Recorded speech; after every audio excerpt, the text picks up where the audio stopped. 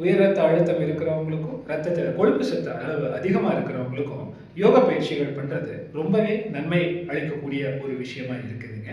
Stroke வர்றதுக்கான வாய்ப்பையும் heart attack வர்றதுக்கான வாய்ப்பையும் அது கம்மி பண்ணி கொடுக்குதுங்க. எப்படி கம்மி பண்ணி கொடுக்குது?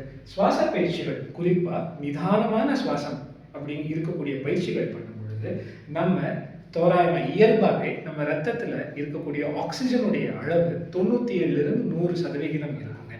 அதைய 80லிருந்து 90ன்ற அளவுக்கு கம்மி பண்ணி கொண்டு வர முடியும். அப்படி கம்மி பண்ணி கொண்டு வரும் பொழுது நம்ம மூளையில் நைட்ரிக் ஆக்சைடு லெவல்ஸ் அதிகமாகும். அப்போ ரத்த நாளங்கள் விரிவடைஞ்சு கொடுக்குங்க. அதே மாதிரி VEGF, எரித்ரோபாய்டின், ஹைபாக்சியா இன்டியூசிபிள் ஃபேக்டர் 1 இது போன்ற மாற்றங்கள் நிகழும் பொழுது நம்ம நரம்புகள் தன்னைத்தானே சீர்படுத்திக்கக்கூடிய, அதாவது சரி பண்ணிக்கக்கூடிய ஒரு வாய்ப்பை ஏற்படுத்தி கொடுக்குதுங்க.